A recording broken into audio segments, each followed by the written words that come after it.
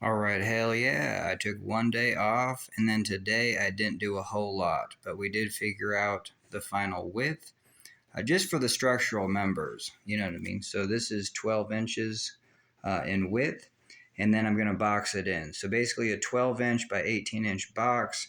And this is the back of the boat, so I'm still thinking about having this traditional style. And so that's kind of what we're going to do. I might do some modifications because if water enters, I always just thought like you wanted it kind of surfboard like, where if water enters, yes, we'll figure that out because the other thing is that we actually didn't want any buoyancy. Once we put the cockpit in, we don't want any voids in the back, at all. And so, yeah, we'll be able to figure that out. Um, hell yeah. And these tubes are actually going to taper up substantially.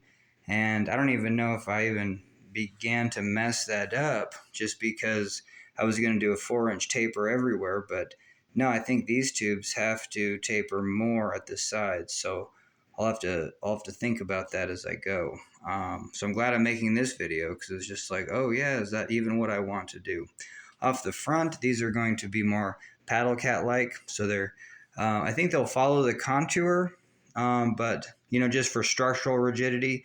But then and those also need a substantial rocker, and so I totally forgot to put that in. That these outer tubes need. So this is the flat area, so I'm probably chill with that because we do need some sort of slightly rockered surface, just this basically flat. But then yeah, we're looking for a heavy flare, especially off this corner. So I might even have to redo that corner. So hell yeah. Glad I'm just taking this in small pieces. But we do have this 12-inch width. So 30-inch width, from here to here, plus 12. And so that puts us at 4 feet, 6 inches, I think. So hell yeah. And yeah, so it's still going to be one of the narrowest boats. This is 5 feet from here to here, I think. And so, and I dig that because let's say you were a sideways boat, sideways R1 boat that's 5 feet.